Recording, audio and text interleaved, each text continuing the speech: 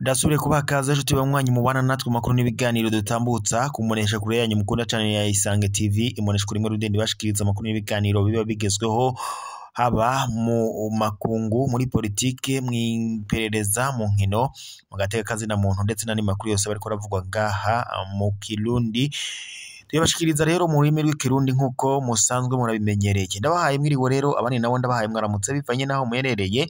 Iri ni iteka n'umunezero ntangira bigusubira kubaha yambu mwanywanyi ba Isange TV imbonesha kuri mwe rudende bashikiriza amakuru n'ibiganiro biba bigezweho kandi biba vyakorewe hamatohoza mu rurimi rw'ikirundi. Reka rero mbashikirize zimwe mu ngingo nkuru amakuru yacu araza gushimikira ko mu buryo bw'idonido turaza kurabira hamwe ngaha mu Burundi uko bihagaze na cyane muri politike ni mu genga mu Burundi amatora yimirije muri umwaka wa 2025 ayabashinga amateka ndetse n'ayo bakuru b'imitumba akaba nayo mu mwaka wa 2027 ayo mukuru w'igihugu akaba ari amatora rero biboneka ko ngaha mu Burundi hari byinshi abanyagihugu banyegejwe bataramenya na cyane mu mugambwe CNDD FDD aho rero hari kugaragaramo injyane ndetse no kutumvikana hagati y'abarongozi b'umugambwe CNDD FDD aho umushikiranganje wa mbere w'Uburundi Gervais Ndirakobuca ndetse n'umunyamabanga mukuru w'umugambwe CNDD FDD Nyeniteka Reverien Ndikuriyo boba hari byinshi banyegeje abanyagihugu ni mugiye kandi Perezida Evariste Ndayishimiye nawe biboneka ko atakigendana nabo mu burongozi bw'u Burundi na cyane avuga ko boba bashaka kumutembagaza. Mu minsi heze umushikiranganje wa mbere w'Uburundi Gervais Ndirakobuca hafashwe ingingo yo guhindura abamucungeraga. Iyi ngiyi ikaba yarafashwe mu rwego rwo kugira ngo hagire icokorwa bivuga ko ndetse umushikiranganje wa mbere w'Uburundi Gervais Ndirakobuca ngo yobagira amere nkuko uwo yasubiriye Arengiyome Bunyoni ivyo byaramugendeye. Murabizi ko Arengiyome Bunyoni yarafashwe yagirizwa ngo kushaka kugandagura umukuru w'igihugu ndetse no kunonora amatungo y'igihugu byatumye rero apfatwa arafungwa ndetse kuri ubu ngubu akaba ari ngaha mu munyororo mu mpimba. Namakuru rero yamye aravugwa ku bya Arengiyome Bunyoni ariko abanyagihugu bakabisanisha n'ibiko biraba ku mushikiranganje wa leta y'u Burundi kuri uyu munsi ariwe Gervais Ndirakobuca. Iyi ngingo rero yo guhindura abacungera Gervais Ndirakobuca ntiyavuzwe ko rumwe n'abanyapolitiki bamwe bati uyu ni umugambi Perezida Evariste Ndayishimiye yateguye yo gushaka kugandagura umushikiranganje wa mbere w'Uburundi umushikiranganje wa mbere wa leta y'u Burundi Gervais Ndirakobuca. Abandi bati burya Reverien Ndikuriyo nawe arabifisemwo uruhara yoba afitanye ibanga rikomeye n'umukuru w'igihugu kuko bose boba bashaka kugandagura umushikiranganje wa mbere w'u Burundi Gervais Ndirakobuca. Gusa amakuru yaje gushika nyuma twumvishe bivuga ko umushikiranganje wa mbere Gervais Ndirakobuca nawe yaciye ahakana abo bamucungera ndetse avuga ko atabakeneye niko gushaka abandi bamucungera kugira ngo amagara ye abandanye acungerwa umutekano. Hari ingingo zari zafashwe n'umukuru w'igihugu zo kugira asimbuze abacungera umushikiranganje wa mbere w'u Burundi Gervais Ndirakobuca. Icambere ngo nuko kuba Gervais Ndirakobuca azwe mu mabanga kuri ubu ngubu ngo akora neza ariko ngo Perezida Evariste Ndayishimiye yarabuze uko yo mutembagaza kuko ngo vyo mumerera nabi abanyagihugu batakwihanganira izo mpinduka. Bityo rero yafashe ingingo yo gushindura abamucungera ngo arabe uko yo mwikiza. Indi ngingo Gervais Ndirakobuca yatumye ashirwa ko abamucungera bashasha no kugira ngo atamenyerana nabo cyane ngo kuko abari basanzwe bamucungera bari bamaze kuba icuti ze ngo bityo rero bikaboneka ko bashobora kuzohava bagambanira umukuru w'igihugu na cyane ko ngo bamuhaga amabanga y'ivyo mukuru w'igihugu. Ibyo byose rero biri mu byatumye Gervais Ndirakobuca nawe acahindura ingingo ndetse yatangura no kuboneka ko Perezida Evariste Ndayishimiye amufise ko umugambi mubi cyane. Hari n'amakuru rero yashikirije Gervais Ndirakobuca agaruka kuri bamwe na cyane rero umukuru w'igihugu afadikanya n'umugwi witwaje ibigwanisho wa FDLR ukorera muri Republika Iharanira Intwaro Rusange ya Kongo. Avuga ko mu gihe azobandanya gukorana n'umugwi witwaje ibigwanisho wa FDLR ngo ibintu bishobora kuzoba bibi ku mukuru w'igihugu c'u Burundi.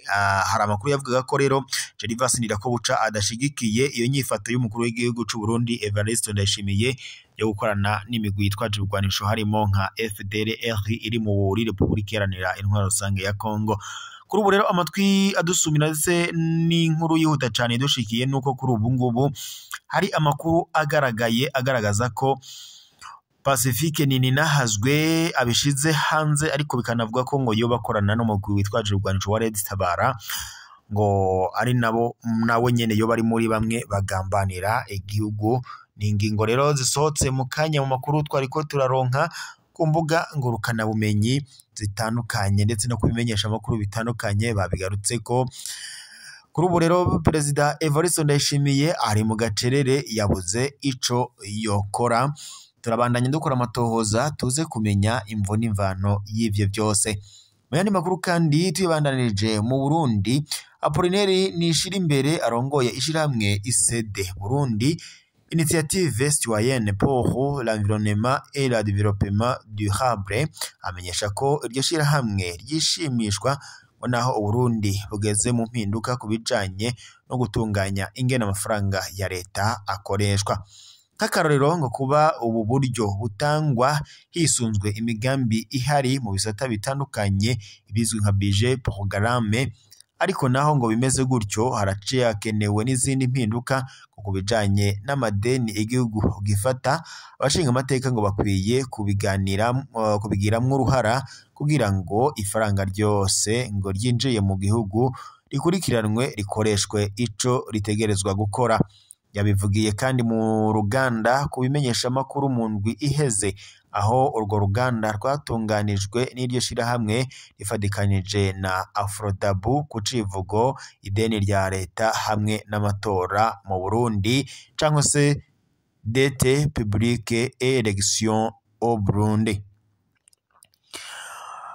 Naho mu yandi makuru kandi tubandanirije mu makungu cyangwa se mu migenderanire, Abarundi 200 bo baba mu gihugu kibanyi ca Kenya ngo nibo bakomerekeye mu mishamirano hagati y'Abarundi ndetse n'Abanyakenya. Inyuma y'amashusho yazindutse akwiragizwa ku mbuga ngurukana bumenyi avuga ko Abarundi baba i Nairobi mu buce bwa Magadara ndetse na Bahati bagizwe ko ibitero ndetse ngo hashoboye kuba harimwo ngo abapfuye. Ubuserukizi bw'u Burundi muri ico gihugu bwatanze umuco.